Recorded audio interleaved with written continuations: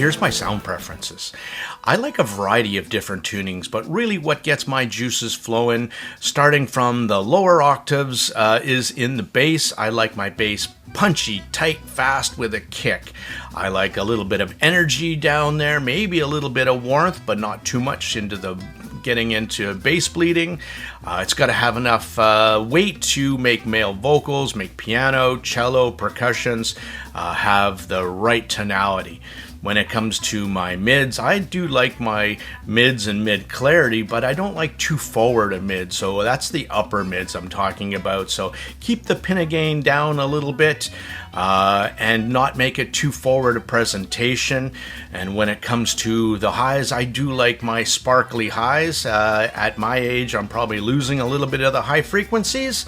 But not too much where it's sibilant and in your face. So that's what I like. Welcome back, Tone Deaf Monk, bringing you another TWS wireless earbud review. This one, just recently I got sent, tested from GEEKFLY, the amazing, I love when they do that, the amazing GFO I. And I did think it was amazing. I kind of it made my brain rewire in a way. I'll take it back even. Honestly, I was, up until that point, quite biased when it came to wireless. I looked down upon it, sound quality-wise, and with my nose up in the air going, you need wired to make proper sound. I didn't believe at that time that a wireless set could elevate to a level to even make me happy. I was wrong. The GFO I is really nice. I was so impressed, I reached out to GEEKFLY and they offered me a very slight discount, about $30 less than you can buy it, on this set with my own money. Now, I don't typically have to buy anything anymore with the channel and with the Canuck Audioholics doing our reviews. So for me to actually spend my money is saying something a lot, actually. So I really wanted this. This is the GEEKFLY Vitas that I bought. I heard good things. These are, $349 on sale. Inside you get one dynamic driver. It's an 8mm carbon fiber for the bass and the mids. And then you get two balanced armatures, and I don't know what brand they are.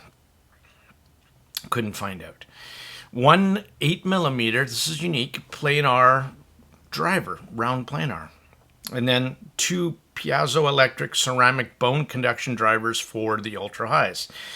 Now, in my reviewing journey over this last few years, I think piezo drivers for me are either a super hit or a super miss. And they're a hit in this one for me. The Qualcomm Bluetooth chip is that 3091. Wasn't familiar with it, but I can honestly tell you that it's fantastic. The clarity, it does aptX codecs, which also includes their lossless version. With that Bluetooth 5.4 and that chip and some kind of enhanced FPC antenna. I don't know what that means exactly, but whatever mojo shit is going on inside of this thing gives you ultra clear sound. Great distance, by the way, without breaking up or static. Pretty fantastic. So sound-wise is what... I'm not going to go over boxing and packaging. I mean, it's the same geeky, cheesy, honestly, box packaging. You get this heavy duty case. It's heavier than the GFO I, bigger too. It's got weight to it, and then that leather case that protects the hard case. A couple things that I do like about the case is they did put the USB-C on the back, not the bottom. That's dumb. I see other companies doing that. There's 4 lights on the front, tells you 1 to 4 how much battery life is left in this thing. And when you put the TWS back in, they do light up to tell you that they are charging. So let's talk about sound for a bit here. After going into their equalizer / application again, I chose, before I went into there, I was listening to this stocked. I went in and I started playing around, and classical mode for me sounds the most balanced with the least push forwards upper mids. It really has a really nice sound. And with that, I end up getting a deep resonating bass, still tactile and fun, which is absolutely awesome. It has a big woofer kind of bass, big 15s in a ported enclosure, that kind of, but still tactile and punchy. I think it's phenomenal. The lower mids are really nice. They sound full, clean, free of colorization and bloat. That's really nice. That tuning is excellent. Male vocals come across really nicely, but not too thick or warm. And the mids come across very nicely, crystal clear, and sound very natural. The real magic for me, it happens up top with the beautiful treble and sparkle. Really, really nice. I really like what these piezo bone conduction drivers are doing to the top end. Instruments, strings especially, are so clean and clear and crisp. There was no sibilance for me once I played around with a bunch of ear tips, and I ended up settling on the JVC Spiral Dot FX12 tips. Really nice tip for that. And the other thing I'll say just briefly about that, from initial listen to after getting, I don't know, about 40 hours on this set, they really tamed down. The whole I am really burned in nicely. The woofers started producing lower bass, and the top end smoothed out really nicely. So if you are buying this set and you're popping them in here for your first time, I know that they mellow out a bit over time, and they just get better and better. So the top part of that trailing edge, those piezo ultra highs, where the very top end of those notes, the trailing edges of those notes, have an extra layer of sparkle and just a little bit of at the very, very end. Not sibilance, but just a little bit of extra special sauce at the very top. It makes the top end a really beautiful presentation, and that includes what happens to the stage as well. Really nicely done. Big open holographic, good layering. So you get vocals here, you can hear instrument placements left, right, up, down, front and back. Even there was listening to this one song and where there was 2 singers, and first singer was in the back and the next singer came up front. And of course that could be mixing as well, but just the way that the Vitas projected that was really nicely done. When it comes to other metrics like instrument separation, and that's where, again, it's allowing the instruments to play in their own space in the soundstage, finish up notes nice and cleanly, layer on top of one another, and where you can easily distinguish the vocals from other spatial clues. That's really, really standout. On the stage, just backing in, it has really nice width, great depth, which I really like. That's the hardest one to produce, with a very 3D layering effect. Really nice. Some of the unlikes. For me, shells are slippery as hell. There's no good place to grip it, so it's really hard to actually And there's a magnetic thing in here when it holds them in, like a death grip. So that's the other part. They're right. They just don't fall out, which is a good feature, but it's really hard to actually pull the IMs out of the actual charging case. So that was one thing. These are little bitches, but that's what it is. The front lights, they're just too damn bright at night. And you got to turn it away from you if you're just finished with your listening session. You're going to go to bed, and you got to turn them away so you don't have this wake up with this tan or something. The last thing I'm going to talk about is that application. I haven't gotten word of anything about that. First, it was hard to get. Second, it was hard to put in English. And if you want, there's a whole tutorial on the GFO1 that I did, how to get the application and put it into English. But that is the Achilles heel of this set, in my opinion.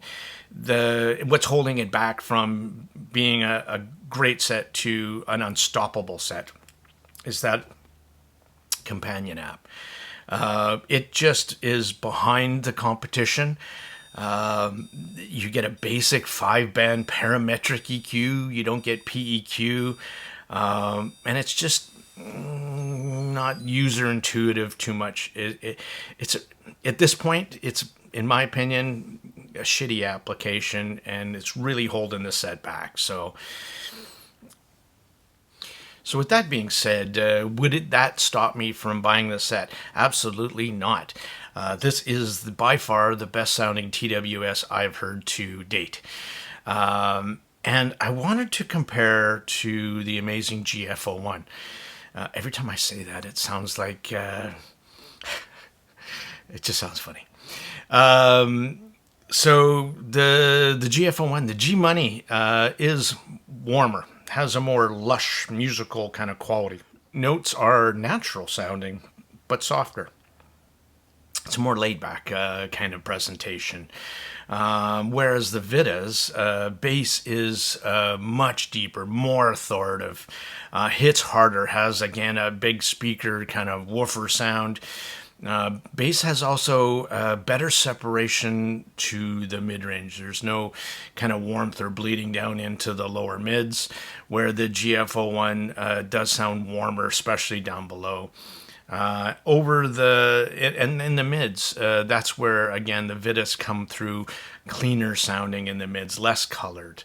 And the highs are a big step up between these two sets in terms of the details that you can pull out of the music and the resolution, which is the little nuances that you can get, and the tonality of like strings and stuff breathing into the mic. And you get a much clearer presentation between the two. And so the difference is not really, it's about $150 between these two sets, $199 for the GFO1 and $349 for this set on sale. But what you're getting is a big step up if that's what you're looking for. If you wanted the smoother, more laid back, warmer set, then the GFO1 is just perfect for you, and no need to pay more money. So the last thing, as I'm listening to this set, and I wanted to kind of, what was it reminding me of in the wired space? Because I kept thinking, damn, these things sound like one of my other really favorite sets. And that happened to be this Oriolus Szalayi, impossible to say. When I put it on like a DX 180 and because I was listening to this the other day, and an Ibasso PB6, so 1,000, 2,000, right? I prefer the Vitas. Honestly, for me. Why? The mids come through cleaner on the Vitas than they do on the Szalayi. Bass is just as fantastic, impactful, deep and authoritative as the Szalayi, if not a little bit better. just with the tonality of the bass and the way that when the drum skin sound and the decay that you get off of the thing, that is some pretty massive praise, where I'm saying that I actually prefer a wireless TWS I over a full-on DAP amp package. So take it for what it's worth. I do tons of IEM reviews. But as I'm getting into TWS, the amazing GFO1 threw everything I thought I knew out the window, and the Vitas stomped on it. Pretty awesome sounding TWS. Again, by far the best I've heard to date. If they would just up their game with that application, you'd be off to the races. But yeah, this is Tone Deaf Monk. Loving life and loving this set. So out for now.